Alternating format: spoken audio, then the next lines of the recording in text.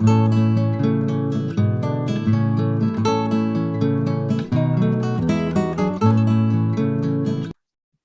हमने पढ़ा था कि हम जो मानतुंग स्वामी है वो अपने प्रभु की तुलना एक एक चीज के साथ कर रहे हैं।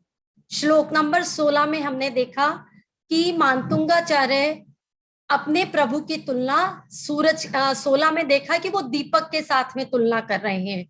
फिर उन्होंने कहा नहीं प्रभु आप तो दीपक से कहीं अधिक ऊपर हो। फिर उसके बाद में उन्होंने तुलना की 17वें श्लोक में सूर्य के साथ में। फिर कहा नहीं आप तो सूरज से भी कहीं अधिक अतिशयशाली हो, महिमाशाली हो, क्योंकि सूरज तो क्या है, अपनी जो रोशनी है वो दिन में ही देता है, लेकिन प्रभु जो आपका ज्ञान का प्रकाश है वह तो सारे टाइम, चाहे दिन हो रात हो, हर समय रहता है। आप ऐसे अद्भुत सूर्य हो, ना कभी कभी भी आप अस्त नहीं होते हो। जैसे सूरज तो अस्त हो जाता है, आप अस्त भी नहीं होते हो, ना राहु के द्वारा ग्रसित होते हो और ना ही आप बादलों के द्वारा ढके जाते हो। इसलिए प्रभु को कहा कि नहीं प्रभु आप तो सूरज से भी कहीं अधिक महिमाशाली हो। अब फिर आज वो किससे तुलना कर रहे हैं? चंद्रमा से। कह रहे हैं कि प्रभु मेरे दिमाग में एक और उपमा आ रही है कि क्या आप चंद्रमा के समान हो। फिर वो चंद्रमा और देखिए कैसे तुलना करते हैं अपने प्रभु की। तो आज हम पढ़ेंगे श्लोक नंबर 18। सभी हाथ जोड़ लीजिए। ये जो मैं हिंदी की लाइनें बोलती हूँ, ये हिंदी की लाइनें भी अगर आप लिख लेते हो तो ये क्या है, आपको श्लोक का अर्थ समझाने में हेल्प करेगा। तो आप इन लाइनों को भी चाहो तो यूट्यूब से देख करके वापस से लिख लेना, इनको भी अच्छे से सुना करो, ठीक है। अद्भुत चंदा आप हो, हरे मोह अंधकार। अद्भुत चंदा आप हो, हरे मोह अंधकार। राहु जिसको ग्रसित न करता, नित्य फैला रहे प्रकाश। राहु जिसको ग्रसित न करता, फैला रहे प्रकाश। बोलिए देवादिदेव 1008 श्री आदिनाथ भगवान की जय। बोलिए 24 तीर्थंकर भगवान की जय। आचार्य गुरुवर श्री वर्धमान सागर जी विद्यासागर जी महाराज की जय। बोलिए प्रमाण सागर जी महाराज की जय। मम गुरु धैर्य सागर जी महाराज की जय। और एक प्रणाम मेरे माता पिता को जिन्होंने मुझे इस पथ पर आगे बढ़ने की प्रेरणा दी, और आप सभी आए हुए साथियों का तहे दिल से अभिनंदन। जय जिनेन्द्र, जय जिनेन्द्र, जय जिनेन्द्र। सबसे पहले हम श्लोक नंबर 18 का उच्चारण करेंगे। पहले मैं आपको बोल करके बताती हूं, 2 बार इसका उच्चारण करेंगे। नित्योदयं दलितमोहमान्धिकारम्, गम्यं न राहुवदनस्य नवारिदानाम्, विभ्राजते तव मुखाब्ज मनल्पकान्ति, विद्योतयस्जगदपूर्वशशाङ्कबिम्बम्। एक बार वापस से देखेंगे। नित्योदयं दलितमोहमान्धिकारम्, गम्यं न राहुवदनस्य नवारिदानाम्, विभ्राजते तव मुखाब्ज मनल्पकान्ति, विद्योतयस्जगदपूर्वशशाङ्कबिम्बम्। सभी को श्लोक का उच्चारण समझ में आ गया होगा। अब चलते हम इसके वर्ड मीनिंग की तरफ। वर्ड मीनिंग देखते जाएंगे, साथ साथ में श्लोक का अर्थ भी करेंगे। तव आपका, मुखाब्ज मुख कमल, नित्योदयम, सदा काल उदित रहने वाला, यानी नित्य उदय में ही रहता है। हे प्रभु, जो आपका मुख कमल है वह हमेशा उदित रहने वाला है। क्योंकि भगवान का जो मुख कमल अगर चंद्रमा के समान है, तो वह चंद्रमा जो मुख है वह कभी अस्त नहीं होता है। उसका जो केवल ज्ञान रूपी प्रकाश है वह हमें नित्य ही मिलता है, नित्योदयम, नित्य ही मिलता है, अस्त नहीं होता है।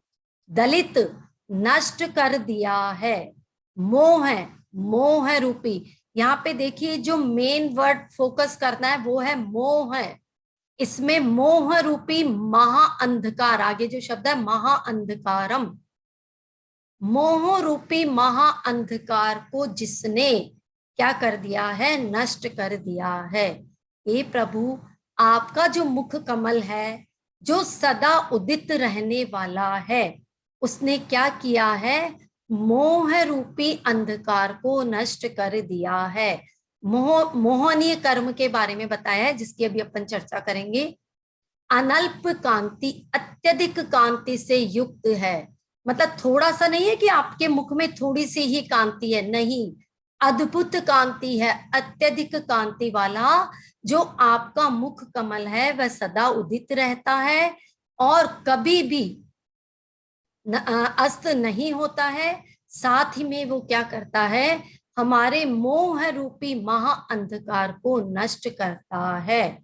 न नहीं राहु वदनस्य, राहु के मुख के द्वारा गम्यम जाता है, या कभी भी वो राहु के मुख के द्वारा ग्रसित नहीं किया जाता है। कौन, किसको, किसके लिए कह रहे हैं, मुख कमल को। जो हमारे प्रभु का मुख कमल है वह कभी भी राहु के द्वारा ग्रसित नहीं होता है।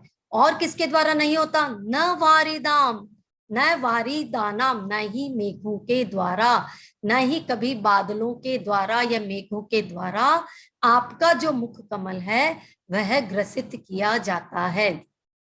अगर ऐसा नहीं है तो फिर क्या करता है प्रभु का मुख कमल, जगत, जगत को विद्योतय प्रकाशित करता हुआ अपूर्व शशांक बिंबम, यानी अद्वितीय चंद्र बिंब के समान है, और विभ्राजते यानी सुशोभित होता है।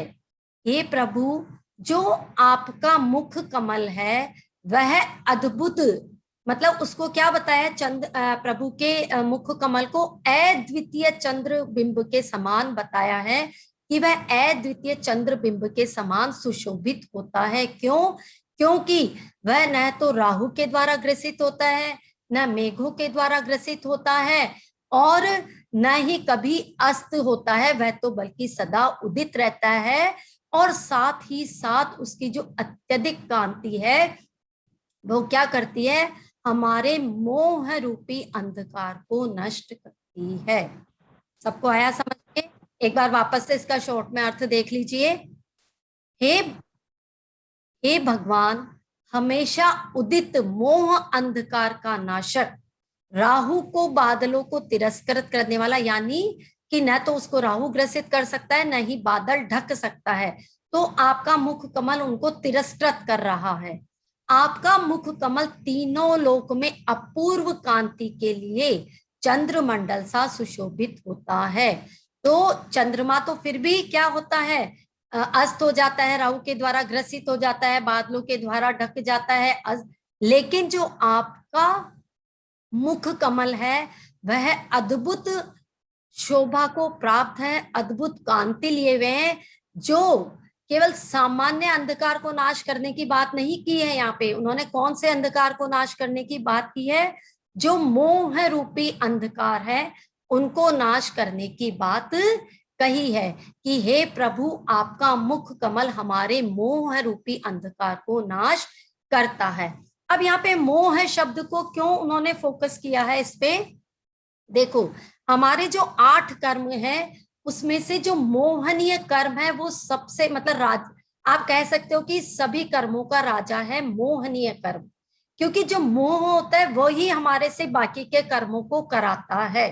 तो जब अगर हम मोहनी कर्म को खत्म कर देंगे तो बाकी के कर्म भी धीरे धीरे हमारे, मतलब हम उनको छोड़ते जाएंगे। एक छोटी सी स्टोरी सुनाती हूँ आपको मोहनी कर्म की।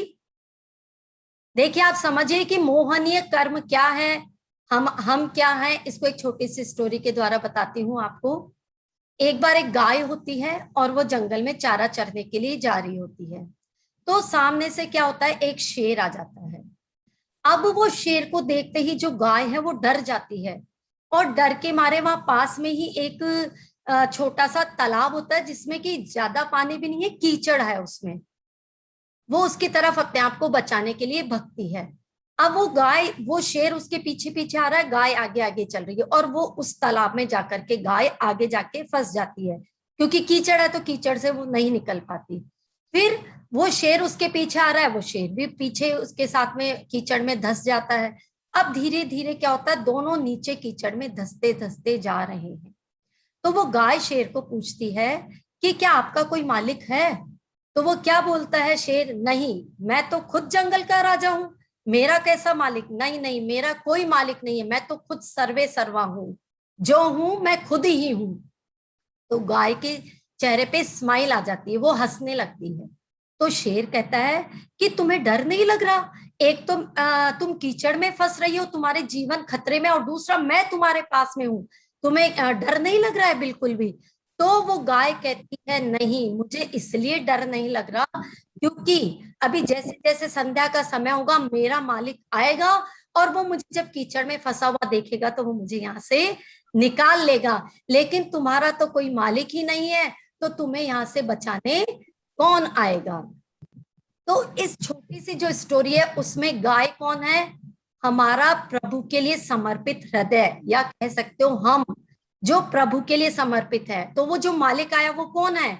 वो है ईश्वर भगवान, जो हमें बचाएंगे। और जिस कीचड़ में वो फंस रहे हैं, गाय भी और शेर भी दोनों फंस रहे हैं, वो है संसार रूपी समुद्र। ठीक है, तो उस संसार रूपी समुद्र में फंस तो दोनों ही रही हैं, लेकिन गाय को फिर भी निकलने की उम्मीद है, क्योंकि उसने प्रभु का आलंबन लिया है। और वो शेर कौन है?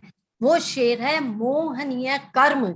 हमारे कर्म कह सकते हो, अहंकार कह सकते हो, जो हम मतलब किसी भी मोह के कारण छोटे छोटे जो कर्मों का बंधन कर लेते हैं, वो है हमारे कर्म। तो उन अहंकार के कारण या उन मोहनी कर्म के कारण क्या, हम संसार रूपी समुद्र में फंसते चले जाते हैं, धंसते चले जाते हैं। लेकिन अगर हम हमारी भावनाओं को क्या करें, प्रभु के सामने समर्पित कर दे, हमें पूर्ण रूप से समर्पित कर दे, तो वो प्रभु हमें इस संसार रूपी कीचड़ से निकाल लेंगे। तो अगर सबको संसार रूपी कीचड़ से निकलना है तो क्या करना पड़ेगा? मोहनीय कर्म से धीरे धीरे छोड़ना पड़ेगा, मोहनीय कर्म को छोड़ना ही पड़ेगा। तब जाकर के हम क्या है, इस मतलब आध्यात्मिक क्षेत्र में जा सकते हैं या अपने जीवन को अच्छा बना सकते हैं। तो देखिए मोह रूपी अंधकार को हम कैसे खत्म कर सकते हैं? अगर हम हमारे अंदर शुद्ध विचार लाएं, शुद्ध भावनाएं लाएं, क्योंकि जैसी हमारी थॉट्स होती है ना, वैसा ही हम क्या करते हैं, काम करते हैं, और जैसा हम काम करते हैं वैसे ही हमारा जीवन बनता जाता है। तो अगर हमारे जीवन को हमें अच्छा बनाना है तो हमें क्या करना होगा, हमें अच्छे अच्छे विचारों को हमारे माइंड में प्रवेश कराना होगा। और ये कैसे हो सकता है, इसके देखो मैं 4 तरीके बता रही हूँ। ये श्लोक में नहीं लिखे हुए, लेकिन श्लोक में आया मोह रूपी अंधकार को नष्ट करते हैं प्रभु। तो उनको नष्ट कैसे कैसे हम कर सकते हैं, उनके 4 उपाय है। सबसे पहले हमें क्या करनी चाहिए, अच्छी सत्संग करना चाहिए। सत्संग जैसे अभी हम है 20-25 जने मिलकर के क्या कर रहे हैं, ये सत्संग है, क्योंकि हम अच्छी अच्छी बातों का उल्लेख कर रहे हैं, अच्छी बातें सीख रहे हैं। तो और जब साथ में मिलकर के कोई काम किया जाता है, अच्छा काम, तो हमारी शुद्धि 10 गुना ज्यादा बढ़ जाती है। तो अच्छे लोगों की संगत हमेशा करनी चाहिए। कहते हैं ना, जैसी संगत वैसी रंगत, जैसी हमारी संगत होगा हम पे वैसा ही रंग चढ़ता है। और हमें कभी मतलब देखो, ऐसे लोगों की संगत नहीं करनी चाहिए जो ज्यादातर क्या हो, बुरे विचारों से विकृत हो, जिसपे क्या हो, नेगेटिव विचार जिसमें बहुत ज्यादा भरे हुए हो। हमें उसकी संगत नहीं करनी चाहिए। हमें उन लोगों से दूर रहना चाहिए, और अगर कोई है भी ऐसी संगत में तो उनके विचारों से खुद को अफेक्टेड नहीं होने देना है, उनसे खुद को पूरी तरह से दूर रखना है। दूसरा, स्वाध्याय करना है, चाहे आप 5 मिनट ही स्वाध्याय करो, क्योंकि इसमें स्व का अध्ययन होता है। अच्छी अच्छी बातों को जब हम पढ़ेंगे, है ना, अच्छी अच्छी बातें पढ़ेंगे तो उसका सीधा इफेक्ट होता है हमारे ब्रेन पे और हमें अच्छी बातें आती है। ठीक है। फिर तीसरा है प्रार्थना करनी चाहिए प्रभु से। जैसे ही हम उठते हैं सुबह तो हमारा जो प्रभु से धन्यवाद भी करो और बोलो कि हे प्रभु, आज का अच्छा दिन देना, और अच्छा दिन देने के लिए पहले से ही आपका बहुत बहुत शुक्रिया। साथ में बोलो कि हमारे अंदर पवित्र विचार प्रकट हो, नेगेटिविटी हमसे दूर रहे, और आपने जो कुछ भी हमें इस जीवन में दिया है उसके लिए आपका बहुत बहुत धन्यवाद। ऐसे प्रभु के साथ में क्या करनी है, प्रार्थना करनी है। जैसी हम प्रार्थना करेंगे वैसा ही हमारा पूरा दिन जाएगा, मंगलमय जाएगा। फिर चौथी बात है प्रतिक्रमण। हमें शाम को बैठ, जैसे रात में हम पूरा दिन निकल गया, रात में सिर्फ 5 मिनट बैठ करके क्या करना है, जैसे भी अच्छे बुरे जो भी विचार हमारे दिमाग में आए तो आप सोचो कि प्रभु मैंने मेरे विचार से किसका तो गलत किया, किसकी बुराई की, कौन से मोह के कारण मैंने अपना कर्म बांधा, कि मैं फिर धीरे धीरे उन विचारों को क्या करो, प्रतिक्रमण मतलब होता है झाड़ू लगाना। एक तरफ से जो हमने बुरे कर्म किए उन सब पर झाड़ू लगा दो कि प्रभु अब मैं कल से ऐसा काम नहीं करूंगा। प्रतिक्रमण का मतलब जैसे हम सुबह उठते ही झाड़ू लगाते हैं कि नहीं घर को साफ सुथरा करने के लिए, ठीक वैसे ही 5 मिनट का प्रतिक्रमण करना। और जो हमने बुरे विचार आए या हमने किसी का बुरा सोचा भी मात्र हो तो उसको क्या करना है, उसको कहो कि प्रभु अब ऐसे विचार में पूरी कोशिश करूंगा कि ऐसे विचार अब मेरे दिमाग में नहीं आए। तो इस तरह से ये 4 है जो हमारे मोह रूपी अंधकार को नष्ट करेंगे, क्योंकि कहते हैं एक दिन में 24 घंटे के अंदर 7,000 विचार हमारे दिमाग में आते हैं। और ये जो 7,000 विचार है इसमें से मोस्टली तो क्या होते हैं, फालतू के विचार होते हैं। तो जब हम उन विचारों के बारे में सोचेंगे तो हमें पता लगेगा कि नहीं, अब हमें ऐसे विचार दिमाग में बिल्कुल भी नहीं लाने हैं। अब हम सिर्फ और सिर्फ उन बातों के बारे में सोचेंगे जो हमारा भला करे या किसी का और का भला करे। तो हम धीरे धीरे मोह रूपी अंधकार को या मोहनीय कर्म को धीरे धीरे खत्म करते जाएंगे। ठीक है। तो प्रभु को इस श्लोक में क्या बताया है कि हे प्रभु, आप ऐसे अद्भुत चंद्रमा हो जो न तो कभी अस्त होता, नित्य उदय में रहता है, न राहु के द्वारा ग्रसित होता है, न बादलों के द्वारा ढका जाता है, और मोह रूपी अंधकार को खत्म करता है। अब इसका रिद्धि मंत्र देखिए।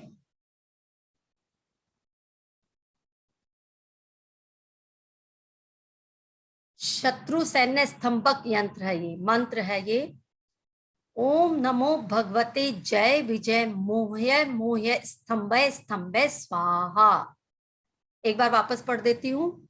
ओम नमो भगवते जय विजय मोह्य मोह्य स्तंभय स्तंभय स्वाहा। ये मंत्र किसके लिए है कि अगर हमारा कोई भी शत्रु है तो उस शत्रु पर हमें विजय दिलाने के लिए, या फिर जो हमारे दिमाग में विचार चलते रहते हैं 24 आवर्स जो विचार चलते रहते हैं, उन विचारों में स्थिरता लाने के लिए, स्तंभल वर्ड लिखा ना, तो उनमें क्या स्थिरता लाने के लिए हमें इस मंत्र को बोलना चाहिए। और नीचे रिद्धि देखिए इसकी। ओम ह्रीम अरम नमो व्यूयण यट्टी पत्ताणम झोम झोम नमः स्वाहा। हे प्रभु, मैं ऐसे रिद्धिदारी मुनि को नमस्कार करता हूं जिन्होंने की विक्रिया रिद्धि को प्राप्त किया है। विक्रिया रिद्धि का मतलब होता है ऐसे मुनि जो अपनी इच्छा के अनुसार क्या कर सकते हैं, अपने शरीर को बड़ा भी कर सकते हैं, छोटा भी कर सकते हैं, जैसे मर्जी वो अपने शरीर को कर सकते हैं। तो ये है विक्रिया रिद्धिदारी मुनि को नमस्कार। आप इसका स्क्रीनशॉट ले लीजिए ताकि आपके पास में ये मंत्र आ जाएगा और रिद्धि आ जाएगी। ठीक है।